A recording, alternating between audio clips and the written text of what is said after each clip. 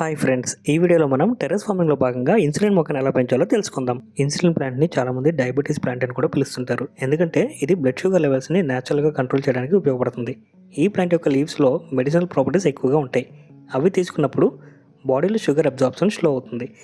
Pancreas function improve అయ్యి insulin సెక్రేషన్కి సహాయం చేస్తుంది.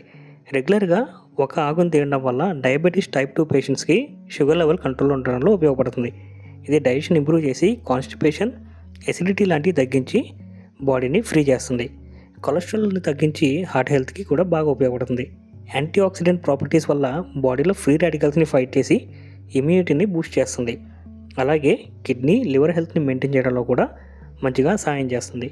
వెయిట్ మేనేజ్మెంట్కి కూడా సపోర్ట్ ఇవ్వడం, ఓవరాల్ మెటబాలిజం ఇంప్రూవ్ చేయడం వంటివి ఇలా చాలా అడిషనల్ బెనిఫిట్స్ ఉంటాయి.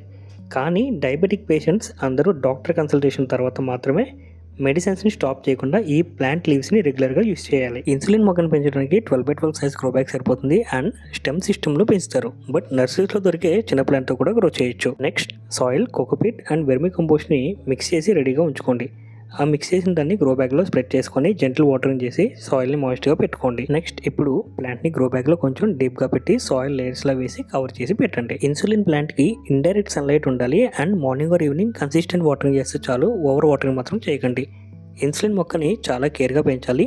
సాయిల్ ఎప్పటికప్పుడు మాయిస్ట్గా ఉండేలా చూసుకోవాలి, లేకపోతే డైరెక్ట్ సన్లైట్కి ఎక్స్పోజ్ అయ్యి సాయిల్ రావడంతో ప్లాంట్ వాడిపోతుంది. అంతే, ఇలా సింపుల్గా మన టెర్రస్లో ఆర్గానిక్గా ఇన్సులిన్ ప్లాంట్ని పెంచుకోవచ్చు. బట్ పేషెన్స్ అండ్ కేర్ చాలా అవసరం. మీరు కూడా ఒకసారి ఇంట్లో ట్రై చేయండి. నా వీడియో నచ్చితే లైక్ చేయండి, షేర్ చేయండి. మరిన్ని gardening tips and regular updates కోసం ఛానల్ని తప్పకుండా ఫాలో అవ్వండి. అలాగే మీరు పెంచిన ప్లాంట్ ఎలా వచ్చిందో ఫేస్బుక్ పేజ్లో ట్యాగ్ చేసి అప్లోడ్ చేయడం మాత్రం మర్చిపోకండి.